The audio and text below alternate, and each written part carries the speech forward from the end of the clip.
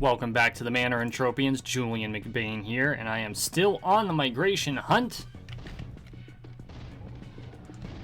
Something did occur to me though, because I've noticed that actually, before we get too deep into this, oh, there's no way I can do that. Oh well.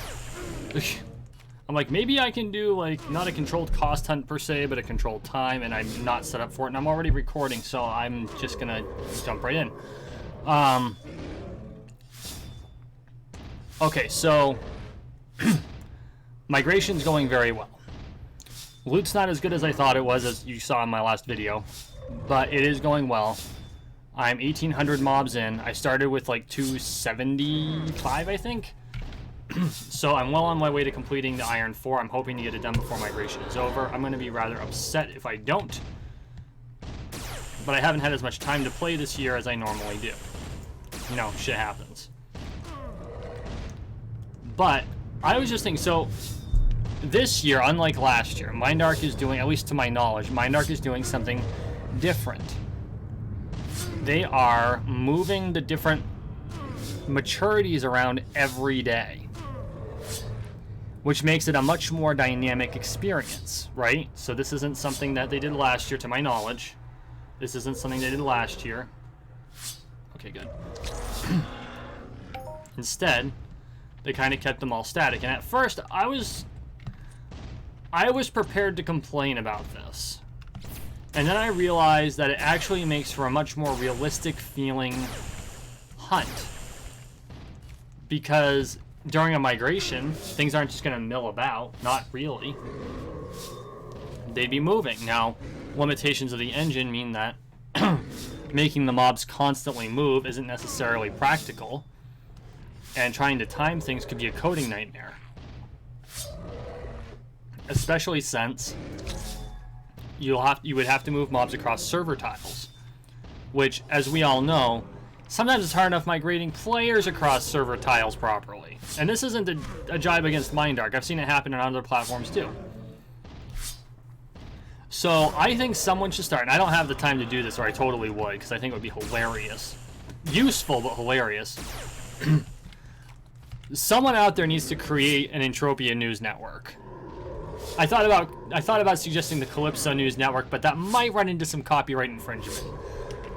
But we need an Entropia news network, right? That can keep track of stuff like this. They can report on it every day, say, hey, eye in the sky, this is where the young are, this is where the mature are, this is where the patriarchs are. Dominants are over here. I think that would be really cool. And, you know, they could, like, announce the current leaderboard for Mayhems, and they could go planet to planet and go through all of the news for each planet. I think that would be really cool. I honestly wish I had the time to do this, because I think it would be a cool thing to do.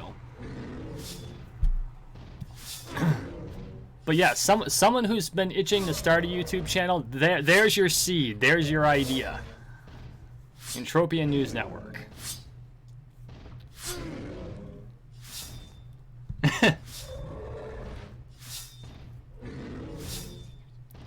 Because, yeah,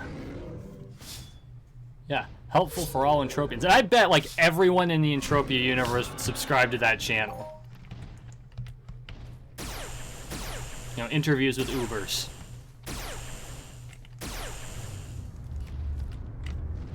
Pirate of the Month. Not that piracy is really doable as much anymore. You know, I gotta wonder how the pirates are reacting to the shrinking, the shrinking of the lootable space. And I know that was like terrible English, but I don't even care right now. I had a long day. Because if you think about it, piracy was like a whole profession. They had their own rules, they had their own, I mean, Ubers do too, but they had their own rules, they had their own, they actually had like a sense of honor. You know, if you got shot down once, they're not going to shoot you down again. Now, there's a practical point to that, because obviously if they shoot you down once, you're not going to have any freaking loot on you. But at the same time, it's like, okay, we had our jollies, now we can let them go about their way, and we're not going to just troll them and keep them inside of the safe zone. Which I can appreciate. You know, I was never a fan of pirates, but I at least could appreciate the fact that they only, If they're going to shoot you down, they're only going to do it once. And then, of course, some players would deliberately carry dung on them, which, of course, was always, you know, hilarious. And pirates actually really appreciated when you shot back, which is unusual for that type of an activity. But no, they were like, yeah, shoot back at me. If you win, awesome. And that kind of astounded me. I did have I've had a couple of conversations with pirates, usually after one of us shoots the other down. Now, admittedly, I've been in probably anywhere between 6 and 9 confrontations with pirates, and I won exactly one of them.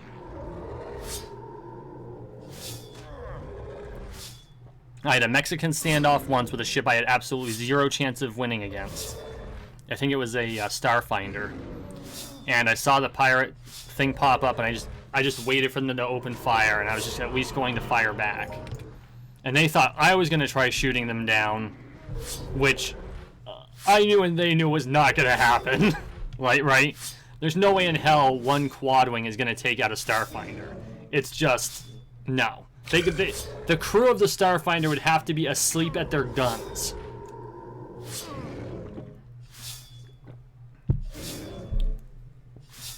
Speaking of space, at some point, I think after migration, I'll do 1 or 2 space hunts. It's been a long time.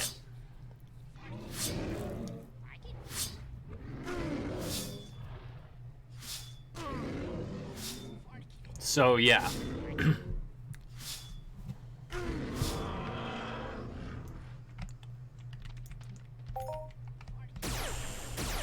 The loot lag is something that MindArk really needs to take a look at.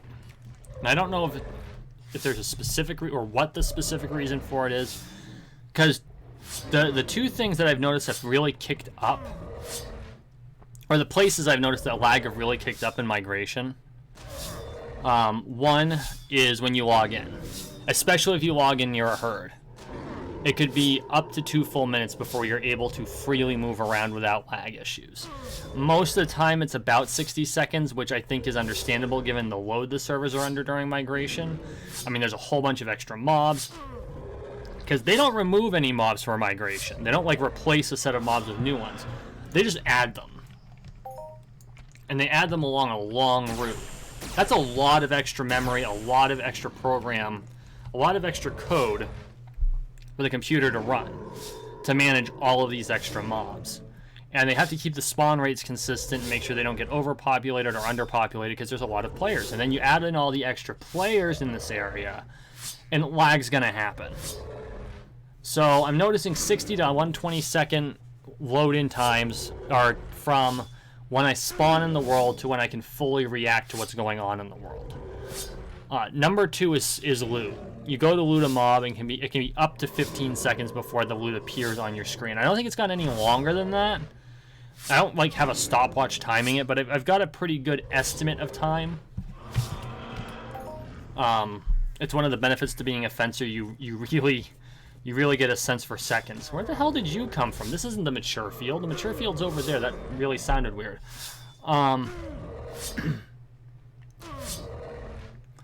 So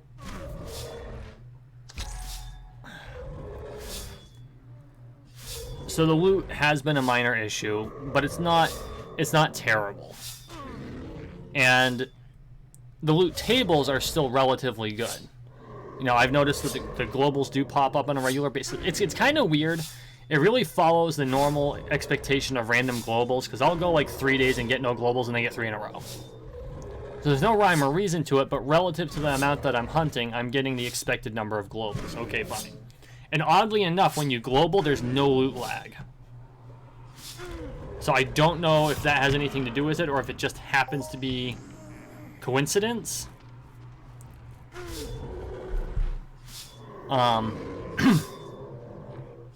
There is a small bit of lag when you go over server boundaries, and you can always see it. The server boundaries are visible on the land if you look closely enough. I mean, you can tell. There's like this straight line going for miles, or if you're in Europe, kilometers.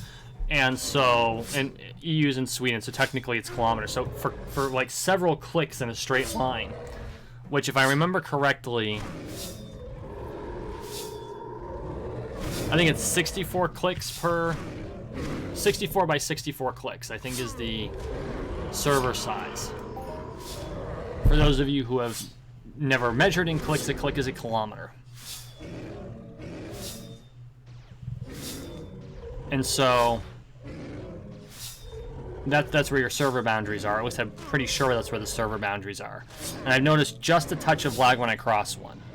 Not too much, but it's like it's like a hang up, right? My sleep mirror will hang up real quick and then it'll keep going. Other places I've seen lag. Oh, it's not straight up lag per se. It is, but it's not visible lag until you realize it's happening. The number of times I've stopped moving and then had like 4 failure attempts pop up. And if you're using a gun, your gun will stop firing for a minute and all of a sudden it'll do a burst of like 5 shots and 4 failures will pop up. Thankfully, the failures don't cost you ammo. MindArk, I think that was something that was an issue once upon a time, and MindArk corrected that. Because obviously, if the player can't hit the opponent, then they shouldn't be wasting ammo. And there was a time when anytime you fired the gun, it used ammo, which makes a certain amount of sense, but this is a game with a real cash economy, and MindArk realized that's a really good way to piss off your player base. MindArk is anything but stupid. They would not be able to maintain a game of this type if they were stupid. So those are the places I've really seen lag being an issue. And again, the lag hasn't gotten to the point where it's game breaking or a real issue. There are cases where it's vexing, but not game breaking. No, that's not entirely true. The one time, no, that's still under the category of vexing, because sometimes you have a hard time either placing, getting into, getting out of, or picking up your ship, basically. Oh, frick. Another mature. Come on. May as well use up some of my LR-15. Gain some of those skills. Not that I'm in any danger of it killing me if I'm not asleep, but you know.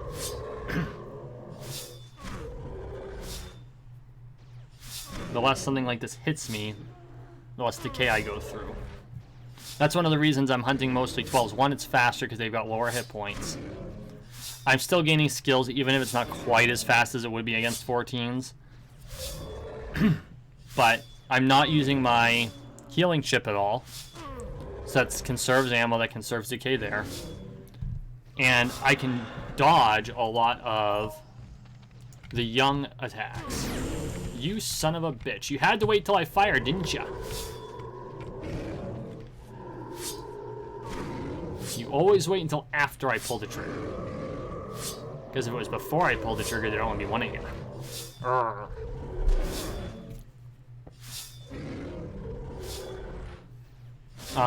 But anyway, no, I don't think that the Longtooth actually planned this out.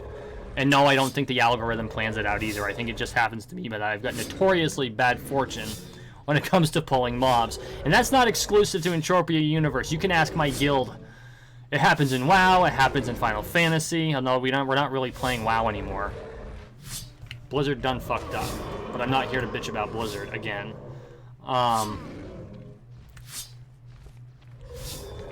I just have a nasty habit of pulling shit I'm not trying to or should. And it's even funnier because I play a black mage in Final Fantasy, even though I play a tank like everywhere else.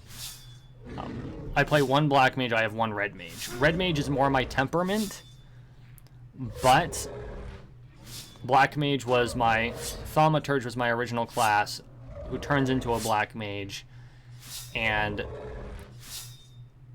when I'm not running solo, I think the black mage would be the better course because I need to learn how to cope with that type of a challenge. Right? Because when you're tanking, you usually have support. There's someone there to heal your ass. You got a shitload of armor, so if there's a problem, you can at least, use the armor.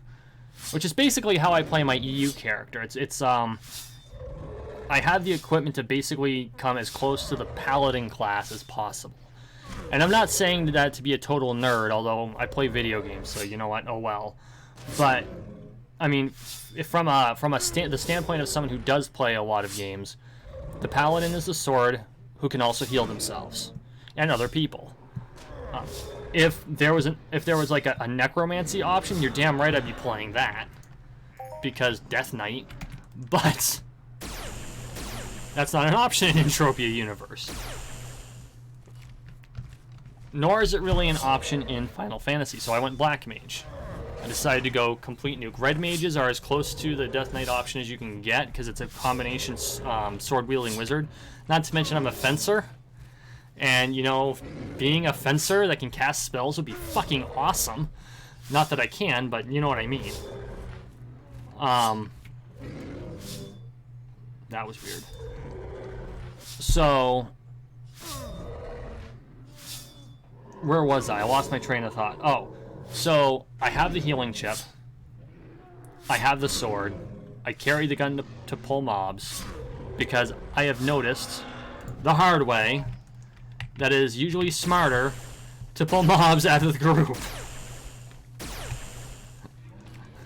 I'm fairly tanky, but not that tanky.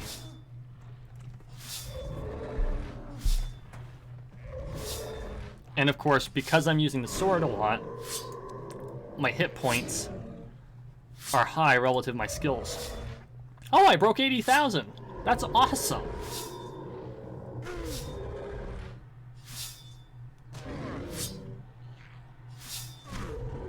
I'm not going to go back into, you know, why I prefer to be a melee player.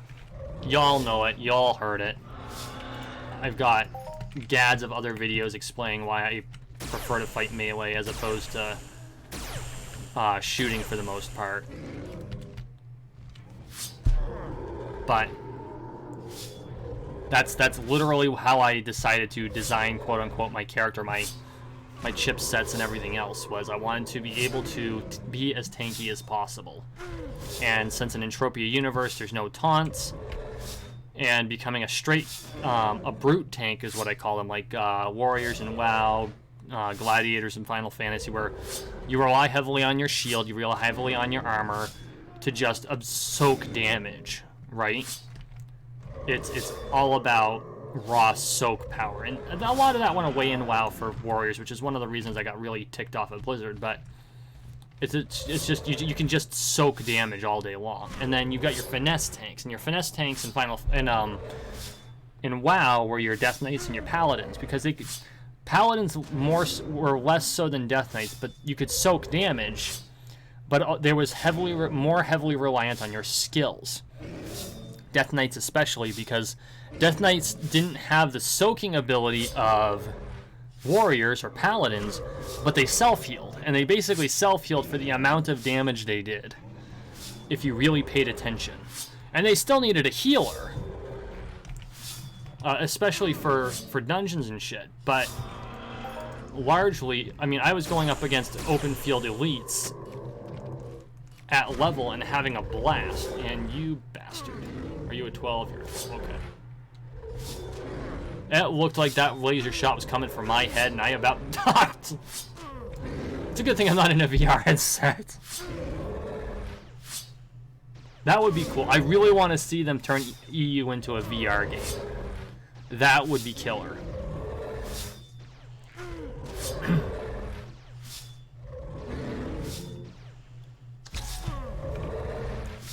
Because I honestly, well, first off, MindArk is doing their business VR, right? Sweden gave them like 1.9 million kroner to develop this, to use the technology that they experimented with in Entropia Universe to create business applications in virtual reality. 1.5 million kroner, which is like $1 million. But still, it's like, use the technology that you figured out how to use over the course of 16 years for a video game to develop business software. And MindArk's not stupid. I've said this before. MindArk is not stupid. So what they're probably going to do, or they will do if they're smart, and I'm pretty sure they're smart because they've managed to make this run for 16 years. And I'm not saying that as a derogatory statement toward EU before anyone tries to clap back at me. The real potheads, oh my god. I just saw that in the global up here. If you didn't see it, back it up. Oh wow. Okay, anyway, that's a way to tangent me. They can take the information and the stuff that they developed for the business VR and then pull it back into Entropia universe. And I think that would be freaking awesome. Now, the one sucky thing is I don't have a VR headset, but there's also the potential, because MindArk's made a lot of changes, and Qualcomm has come like a huge distance. And so their latest Snapdragon processors, I mean, Razer, the people who made all my peripherals. No, I'm not sponsored by Razer, but that would be fucking awesome. Hey, Razer, will you sponsor me? Razer came out with a video gaming phone that essentially has an i5 or an i7 in it. I have seen this phone. It is gorgeous. I don't have one. I've got a Pixel, but I've seen this phone. It is gorgeous. That just fucking amazing phone. And I'm willing to bet that if MindArk put their mind to it, they could port EU to Android with like very little effort. And they could do it cross-platform. That's one of the benefits to the dated graphics, right? So let's be facing it. The graphics in EU are dated. Cry 2 engine today is dated. I'm not saying it's a bad engine, it's a rock-solid engine. And that's why it's still around, right? Unreal is a rock-solid engine, that's why it's still around. Unity is a rock-solid engine, that's why it's still around. CryEngine is a rock-solid engine, which is why it's still around. It's why it ended up...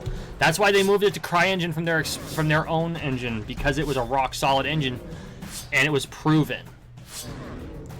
Well, modern phones can handle Cry 2. Do you remember when CryEngine could not be handled by any existing computer?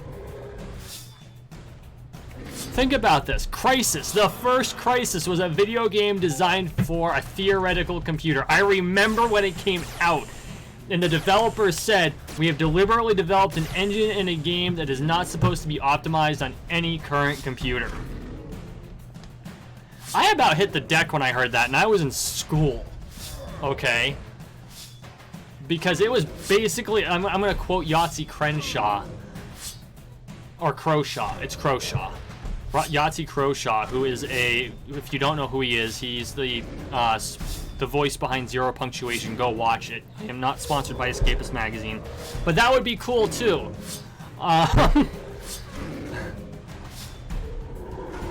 So it was spotlighted by Yahtzee Croshaw way back in the day that the CryEngine was basically the trial by fire for gamers when they bought new computers, right? And it's the truth. It was totally the truth. And nowadays, we're looking at the Cry 2 engine, the second generation of the engine that was gamers originally used to tax their processors beyond its limit, can now be used on your phone. What? When did this happen? Of course, now you can... I'm going to quote another YouTuber. Up is not jump. Or I'm going to use his terminology. These days, you can strap a flight recorder to your face and play a video game and feel like you're there. So we've come a long distance. I remember when VR was but a pipe dream. And here we are. Oh my god. Next thing you know, we're going to have a holodeck. I'm looking forward to it. I firmly believe we're going to have an honest-to-God holodeck before I die. And my only regret to that is that in all likelihood, by the time we get it, no one from the cast of Star Trek is going to be alive.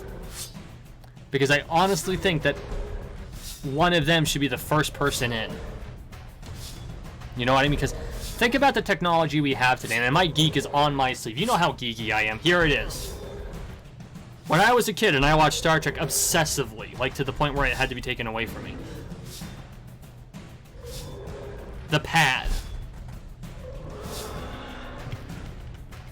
was a handheld computer that we now call a tablet.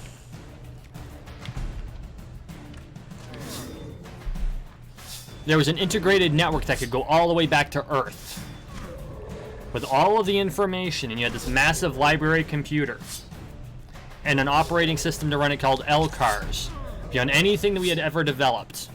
Well, now we have the internet. The internet does work across space, and lo and behold, Windows 10 is more advanced than the theoretical LCARS system of Star Trek, The Next Generation, or even Voyager, which it was all basically the same operating system, but Windows 10 is more powerful than the parameters that Gene Roddenberry came up with for LCARS, the Library Computer Access System.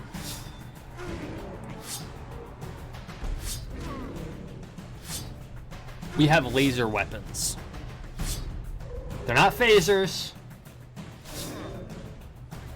but we have beam weapons. We have directed energy weapons, including high-intensity laser cannons. Now, currently, I think there's only 3 of them in existence, and each of them is mounted to a 747. So, I don't foresee there being pew-pew battles anytime soon. But, hey, you never know!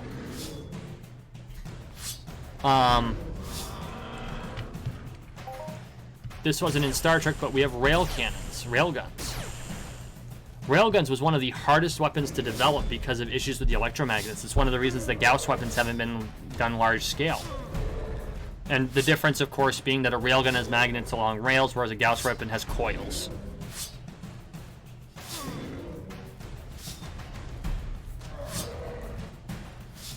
We have come so far, and this is like way off any topic I expected. We have come so far in the last 30 years. Just from video games. Just from video games. I remember when Nintendo, the Nintendo Entertainment System, NES, the first one, was the peak of video game technology. And when the SNES came out, oh my god, it was a revolution. And then Genesis, like, we thought Nintendo was going to die because of Genesis, and then Sega disappeared. They imploded.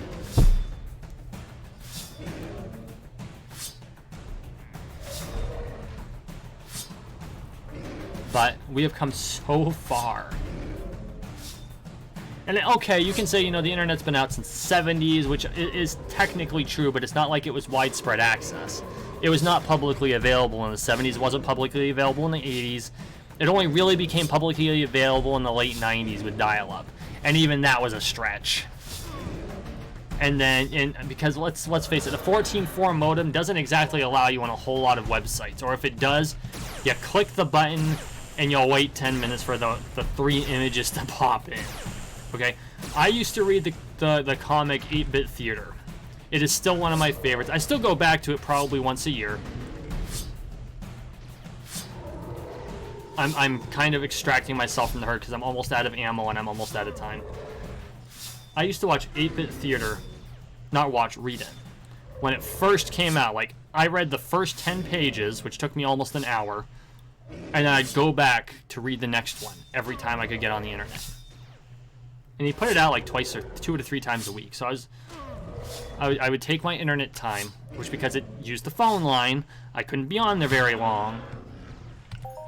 I'd go to log in, and I'd make a pot of coffee.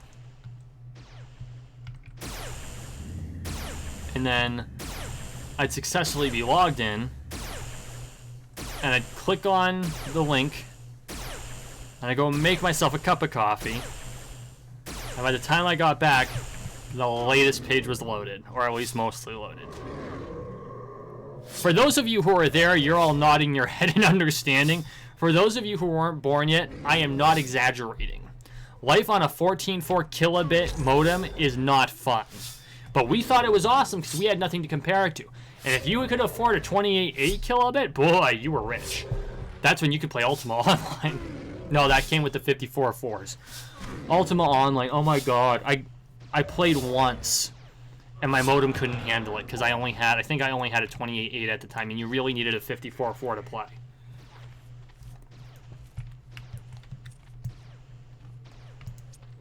But that was like the granddaddy of all MMOs.